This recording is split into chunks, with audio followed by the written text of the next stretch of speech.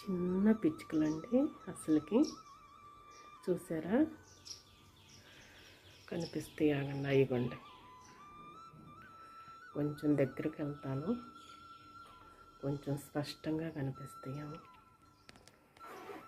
Try చేస్తాం. లేచిపోదేమోనని net డోర్లో నుంచి చూపిస్తున్నా, కనిపించట్లేదు స్పష్టంగా కదా.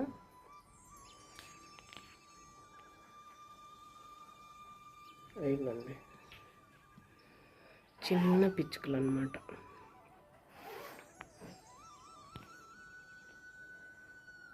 ఈ నెట్ డోర్లో అస్సలు కనిపించట్లా. నెట్ డోర్ తీస్తే వెంటనే లేచిపోతాయి. అందరికీ నా నమస్తులండి. అందరూ ఏం చేస్తున్నారు, ఎలా ఉన్నారు, బాగున్నారా? అందంగా, ఆనందంగా, ఆరోగ్యంగా జీవితాన్ని ఆస్వాదించడానికి అమ్మా నాన్న ఆశీస్సులతో శ్రీ ప్రభా ఛానల్కు స్వాగతం అండి. మేము బాగుండాలని, మీరు అంతకన్నా బాగుండాలని ఆ భగవంతుడిని మనస్ఫూర్తిగా ప్రార్థిస్తూ ఈరోజు వీడియో ఎంజాయ్ చేద్దామండి. వీడియోని ఎక్కడ స్కిప్ చేయకుండా చివరి వరకు చూడండి. ఇదిగోండి, మా ఇంటికి వచ్చే చిన్ని అతిథులు అన్నమాట. చిన్ని పిచ్చుకలండి. పిచ్చుకల్లో కూడా చిన్న సైజు పిచ్చుకలు అన్నమాట అండి.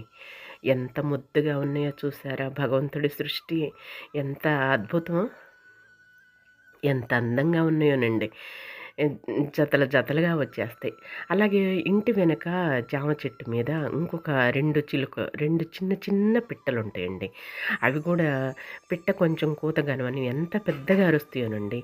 అవి ఎంత అందంగా ఉంటాయోనమాట. ఇక నిన్నటి వీడియోని కంటిన్యూ చేసుకుంటున్నానండి.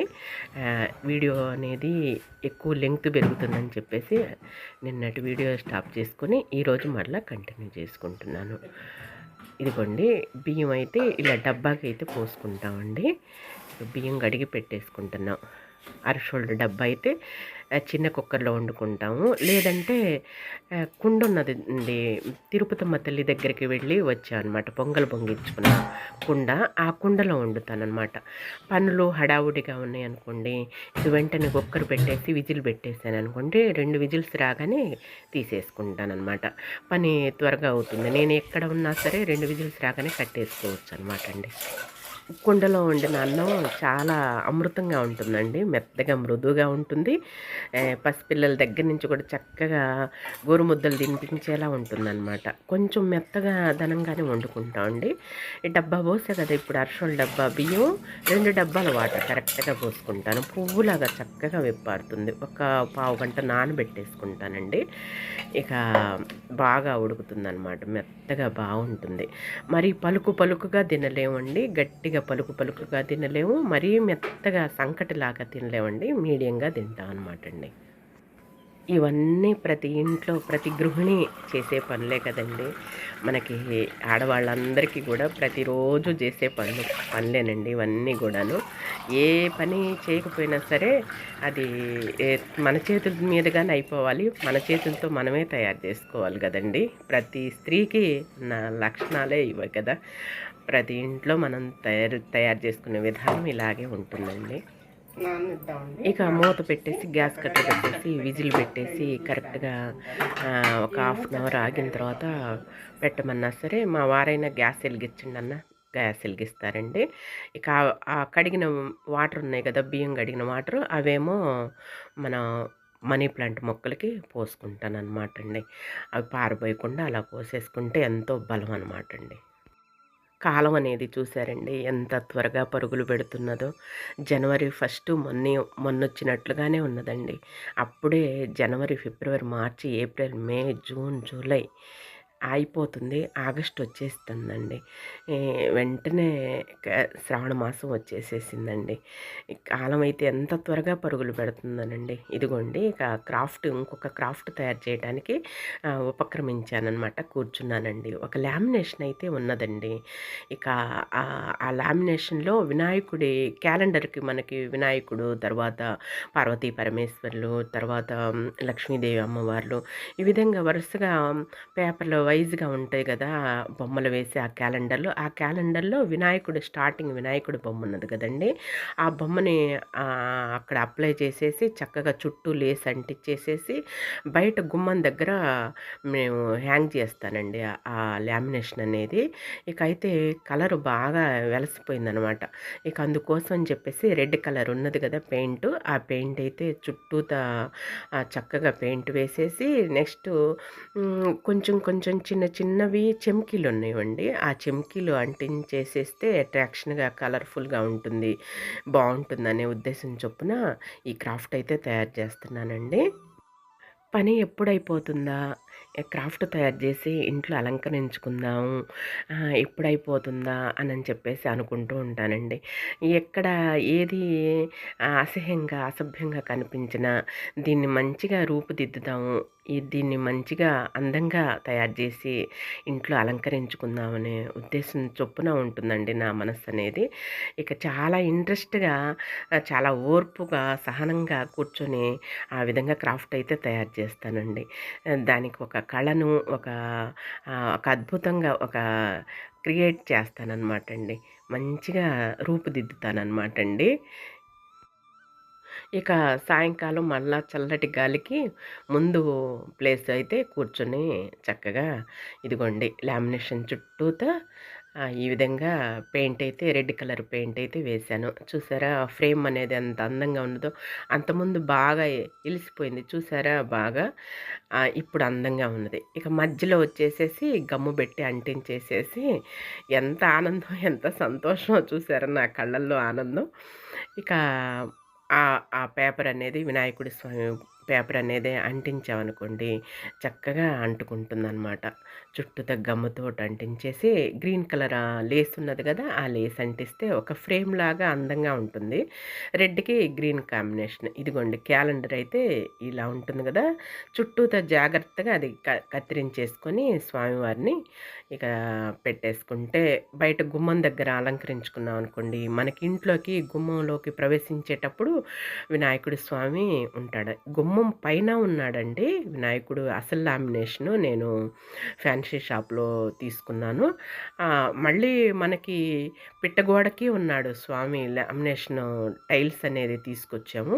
మళ్ళా మనీ ప్లాంట్ ప్రక్కన గుమ్మం ప్రక్కన అనమాట ఈ లామినేషన్ ఈ వినాయకుడిని ఏర్పాటు చేసుకున్నాను. ఎక్కడైనా సరే వినాయకుడి బొమ్మలు ఉంటే ఈ విధంగా అలంకరించుకుంటానండి. డెకరేషన్ చేసుకుంటాను. దేవతామూర్తుల్ని, దేవతా విగ్రహాలని ఎక్కడైనా సరే చక్కగా ఇలా అలంకరించుకుంటానండి. 1 ఇయర్ అవుతుందండి. ఇలా ఒకసారి పెట్టేశాను. ఇక అదంతా మాసిపోయిందనమాట. ఇంక ఈసారి అదంతా తీసేసి మళ్ళా క్రొత్త వినాయకుడిని ఈ విధంగా అలంకరించుకుంటున్నానండి. ఇదిగోండి చూసారా చక్కగా కత్తిరించుకున్నాను. ఇక దాంట్లో ఫిట్ చేసేసాననమాట. నలువైపులా గమ్ముతోటి చక్కగా అంటించేసేసాను. ఆ చుట్టూ గ్యాప్ ఉన్నది కదా! ఆ గ్యాప్‌లో గ్రీన్ కలర్ లేస్ ఒకటున్నదండి. ఆ లేస్ అనేది అంటించాననుకోండి, ఆ గ్యాప్ ఆ బ్లాక్ కలర్ అనేది కనిపించకుండా ఉంటుందనమాట. ప్రభావతికి ఏం పని పాట లేదా వీటి పట్ల ఎంత శ్రద్ధగా ఉంటుంది అనుకోవచ్చండి. అదొక ఇంట్రెస్ట్ అండి. అదొక ఆహ్, అభిమానం అనమాట. ప్రేమ అనమాట. అలా తయారు చేయటం అనేది గూడా. అదొక ఆనందం అనమాట అండి. ఇక ఆనందంలో మునిగిపోతూ ఉంటాననమాట. చిన్న చిన్నవే మన ఆనందానికి అవధులుండవండి. ఆ చిన్న చిన్న పనులే మనకెంతో ఆనందాన్ని, సంతోషాన్ని ఇస్తాయన్నమాట. ఇక ఆ ఫ్రేమ్‌కి గూడా చుట్టూతా చక్కగా ఆ చెమ్కీలు అంటించామనుకోండి, అక్కడక్కడ మెరుస్తా ఉంటాయన్నమాట. నక్షత్రాల్లాగా బావుంటాయండి అట్రాక్షన్‌గా, అందంగా ఉంటాయన్నమాట. ఇదిగోండి చక్కగా అంటించేసాను. చూసారా వినాయకుడిని? ఇక చుట్టూతా లేసైతే అంటించేసేస్తా. చూసారా ఎంత సంతోషంగా ఉన్నానో, ఎంత ఆనందంగా ఉన్నానో? ఒక క్రాఫ్ట్ తయారు చేసేటప్పుడు అది యొక్క అందాన్ని చూసుకుంటూ తనివి తీరా సంతోషిస్తానండి. ఇదిగోండి లేసు చుట్టయితే తెచ్చి పెట్టేసుకున్నాను. బయటికెళ్ళి పట్నం బజారు వెళ్ళినప్పుడు, క్రొత్తపేట వెళ్ళినప్పుడు మాకు గుంటూరులో క్రొత్తపేటలో అన్నీ ఉంటాయండి. అలాగే వాసవిలో ఉంటాయి. బట్టలకి బాగా ఫేమస్ అనమాటండి. అక్కడికెళ్ళి లేస్‌లైనా సరే, అలాగే చెమ్కీలైనా, పూసలైనా తెచ్చేసుకుంటానండి ఒక్కసారిగా. ఇంట్లో పెట్టేసుకుంటాను. ఇలాంటి కళాఖండాలు తయారు చేసేటప్పుడు అవి ఉపయోగపడతాయన్నమాట.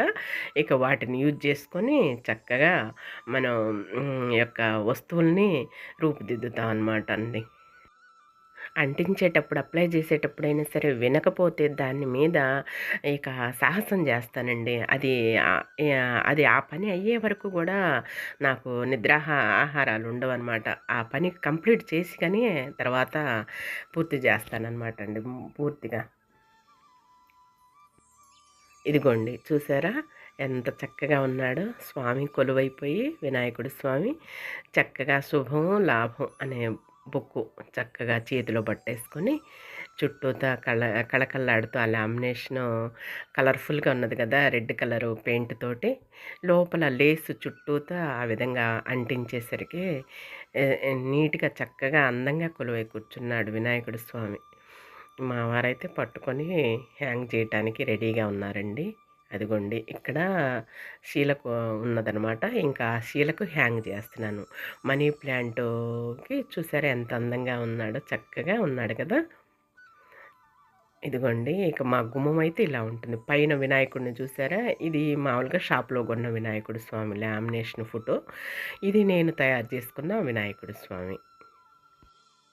గుమ్మానికి గులాబీ పూల దండ నేను తయారు చేసిందేనండి. అలాగే ప్రక్కనే ఈ వినాయకుడు స్వామి ఎంత అందంగా ఉన్నాడో కదా!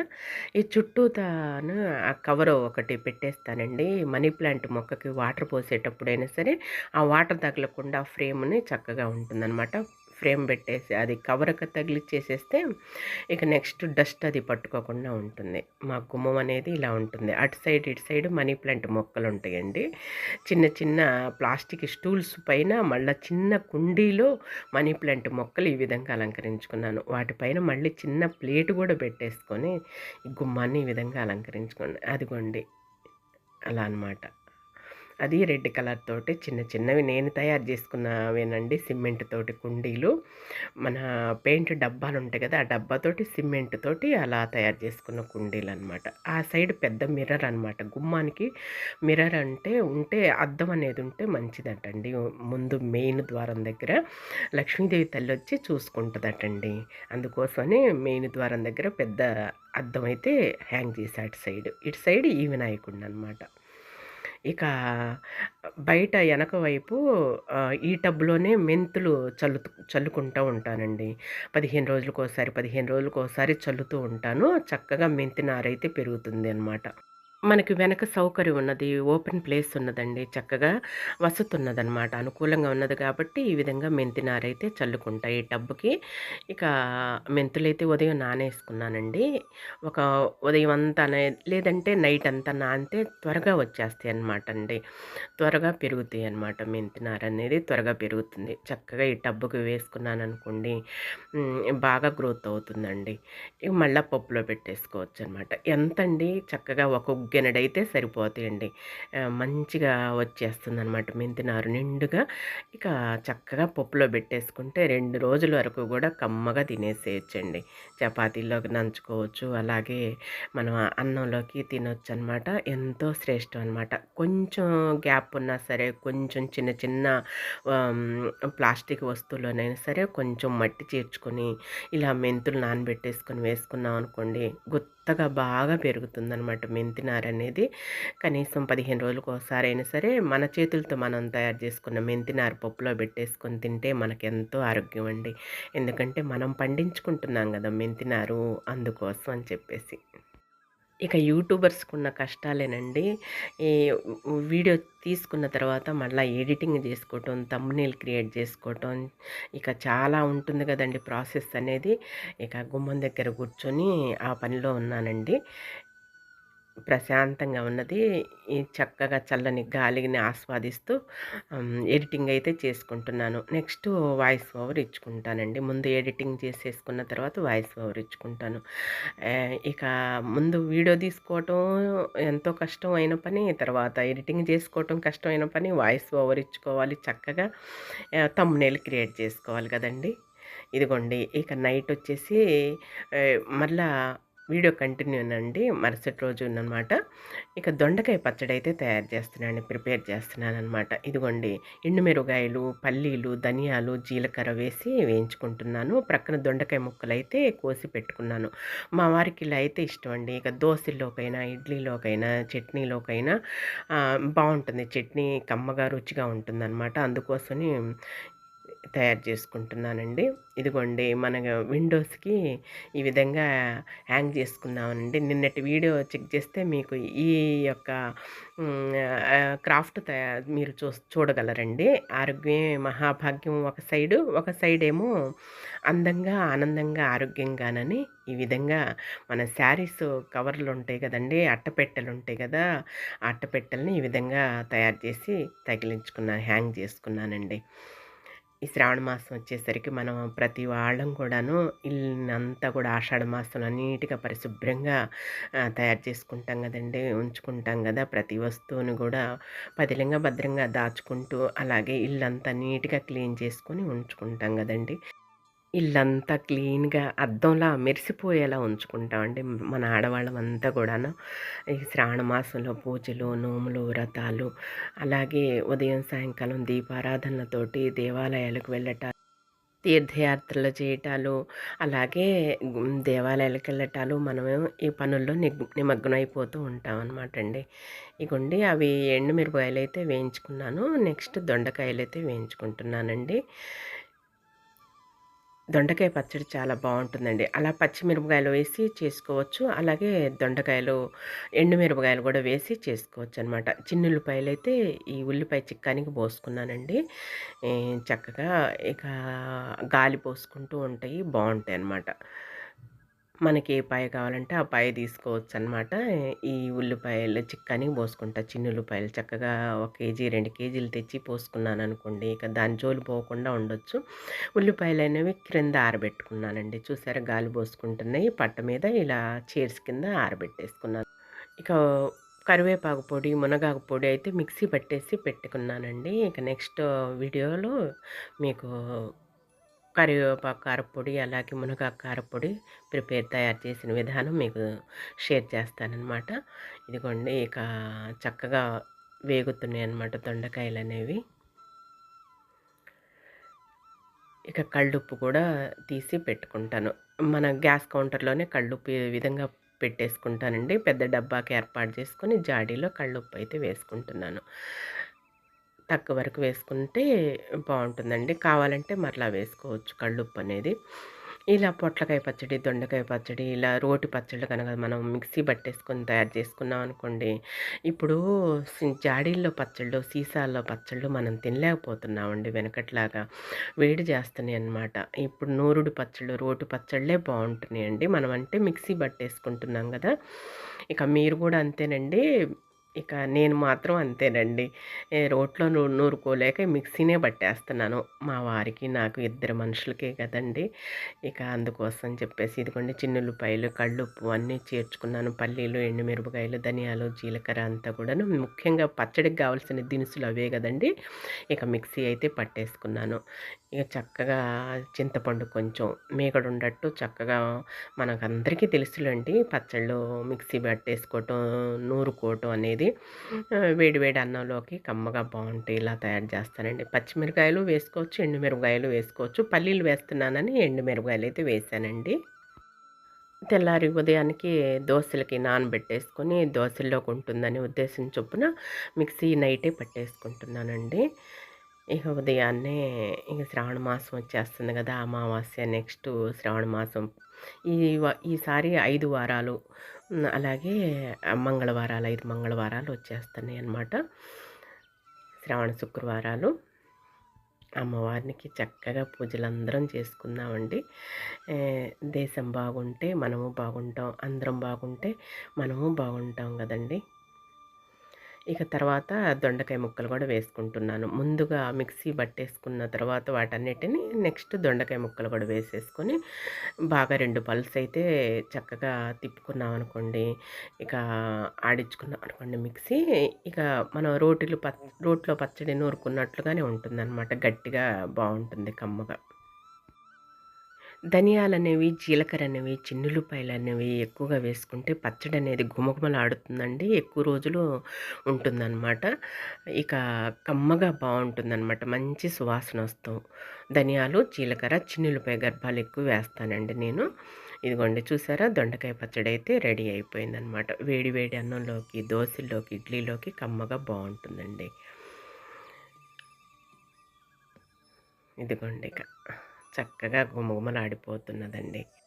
ఉప్పు, కారం, పులుపు చక్కగా పట్టాయండి. సమపాళ్ళలో ఉన్నదనమాట. పచ్చడనేది సూపర్‌గా తయారైందండి. అమృతం ఉన్నట్లుగా ఉన్నది. మీగడున్నట్లుగానే ఉన్నదండి. ఇక ఈ రోజుటి వీడియోలో విశేషాలు, మా యొక్క పనులు చూసి ఎంజాయ్ చేశారని భావిస్తున్నానండి.